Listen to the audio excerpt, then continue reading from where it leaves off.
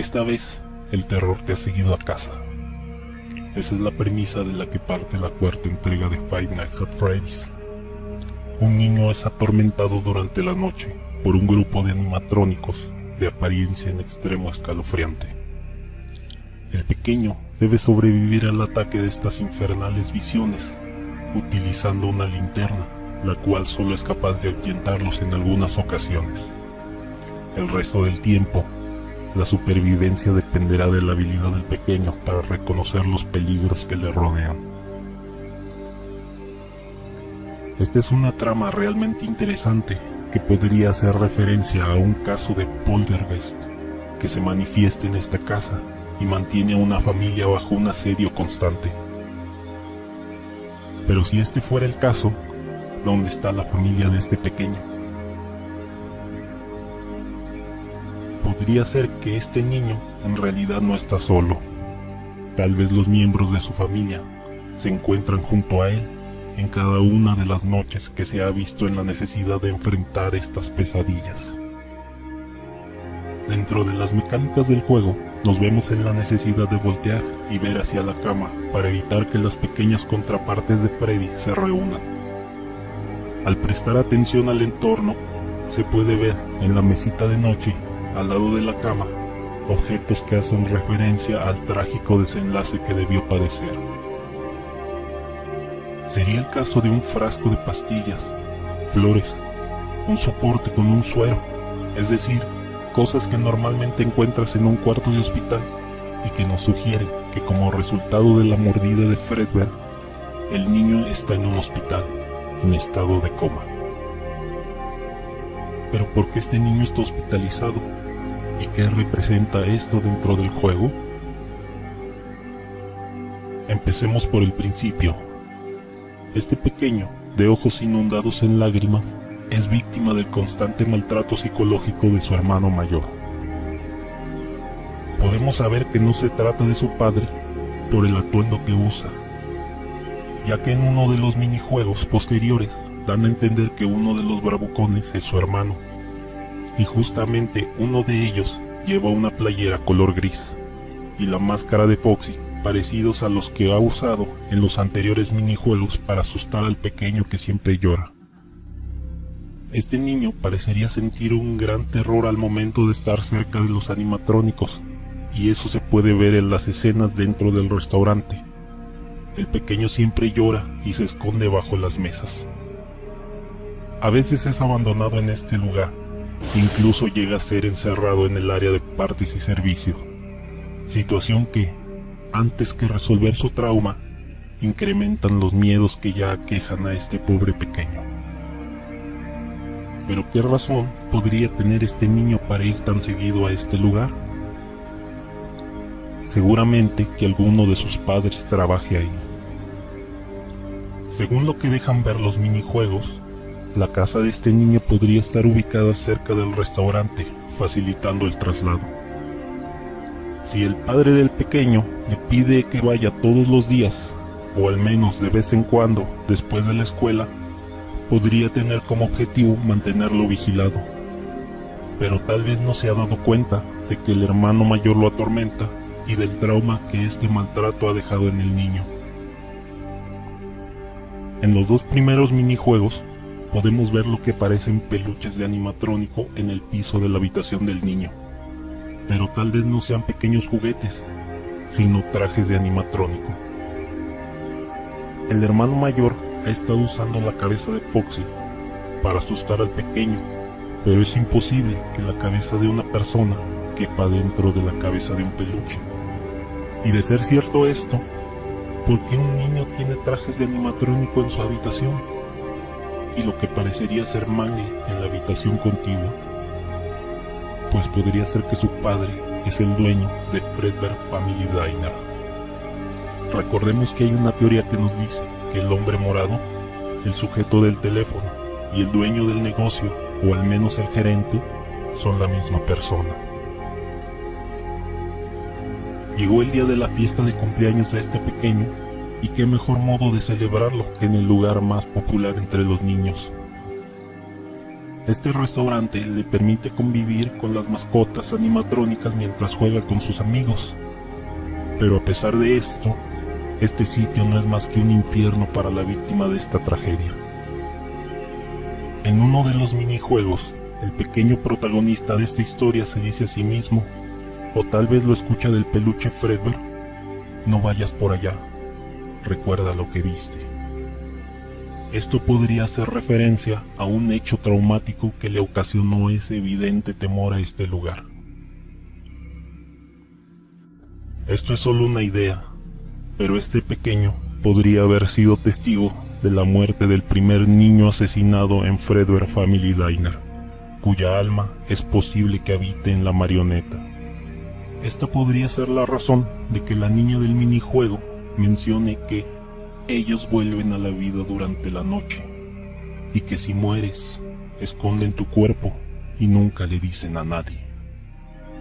Eso suena como el procedimiento de limpieza que describe el sujeto del teléfono en las llamadas del primer juego. Quienes vuelven a la vida podrían ser los animatrónicos, y quienes esconden el cadáver tal vez sea el personal del restaurante, bajo las órdenes del hombre morado. Durante la fiesta, el hermano mayor y sus amigos están molestando al temeroso pequeño que no deja de llorar.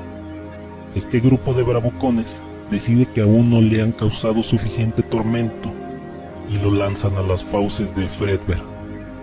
Este, al ser probablemente el primer modelo animatrónico, carecía de algún sistema de seguridad que le impidiera ejercer la fuerza suficiente para dañar cualquier objeto que obstruyera el movimiento normal de sus mandíbulas robóticas.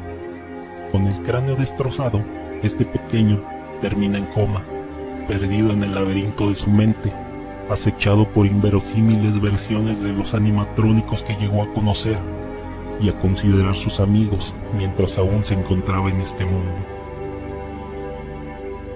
Es posible que tras este agónico viaje por los más oscuros rincones de su mente, este pequeño falleciera, lo que tal vez provocó que su alma vagara en pena por el lugar que ocasionó su tragedia.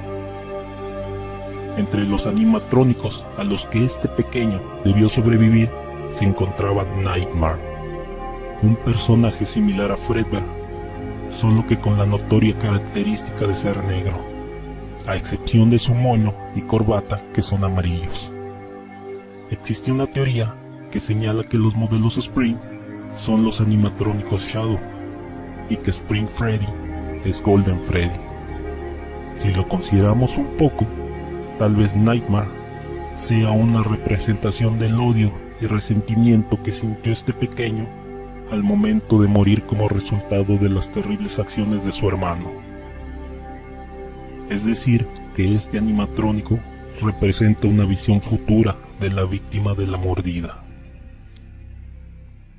Uno de los misterios más grandes en esta saga de videojuegos siempre ha sido la identidad de Freddy Dorado, y esta última entrega podría haber resuelto esa incógnita. Tras la muerte del hombre morado, en el minijuego Happiest Day, aparecen los 4 niños que se encuentran dentro de los animatrónicos: Freddy, Chica, Bonnie y Foxy, en compañía de la marioneta, entregando un pastel a un niño que está llorando. Cuando el niño deja de llorar, aparece su rostro, una máscara de quien parecería ser Freddy Dorado. Esta escena podría representar cómo las almas de quienes causaron la muerte de aquel pequeño lograron reunirse con él, pidiendo perdón y terminando con este ciclo que podría haberse considerado una especie de purgatorio para todos ellos. Con el miedo y odio superados, por fin fueron capaces de pasar a la otra vida. Pero, ¿por qué el hermano mayor y sus amigos están muertos? Una teoría menciona que el padre del pequeño trabajaba en ese lugar y fue testigo del cruel acto de aquellos 4 muchachos. En la prisa por ayudar a su hijo, tal vez no le dio mayor importancia a reprender a quienes causaron este accidente. Tiempo después, el niño murió y al padre le quedó una gran cicatriz en lo más profundo de su mente. Tal vez pensó que podía llegar a superar la pérdida si hacía justicia sobre quienes le habían quitado a su querido hijo. Usando los trajes disponibles, es decir, los animatrónicos Spring, atrajo a los asesinos a un lugar del que no pudieran escapar, probablemente los cuartos seguros, aunque no hay modo de saber si estos ya existían en esta ubicación. A partir de este punto, podría ser que se inicien los eventos que preceden la historia del segundo juego, a partir del cual llegamos a conocer un poco más sobre los asesinatos, el hombre morado y la mordida del 87. ¿Por qué volver a mencionar la mordida del 87 si ya hablamos sobre el niño que fue mordido por Fredbear? Hay un easter egg en donde se revela la posible fecha de los eventos de esta cuarta parte. En el minijuego de la noche 4, al acercarte al televisor, puedes ver una especie de comercial que dice Fredbear and Friends, 1983. Esto podría hacer referencia a la fecha en que ocurre esta historia. En los minijuegos podemos ver cómo el pequeño que protagoniza esta historia se convierte en víctima de una mordida asestada por Fredbear. Pero existe una alta probabilidad de que, contrario a lo que muchos piensan, esta no sea la mordida del 87. Cuando nos hablan de este icónico incidente, se nos da a conocer que la víctima perdió el lóbulo frontal, pero a pesar de todo el daño recibido, aún seguía con vida.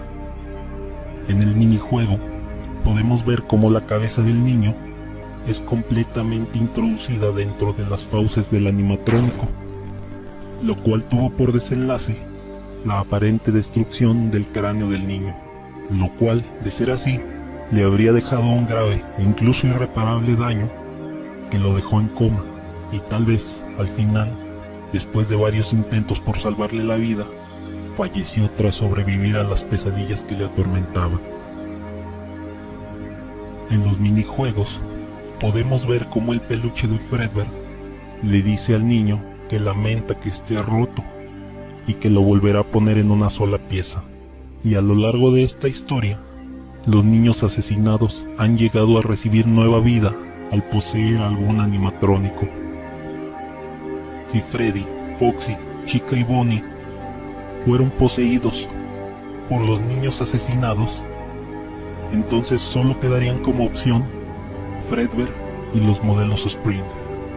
Probablemente Fredbear fue convertido en chatarra o usado como partes de repuesto tras la mordida, y por eso no volvemos a saber de él a lo largo de la cronología del juego.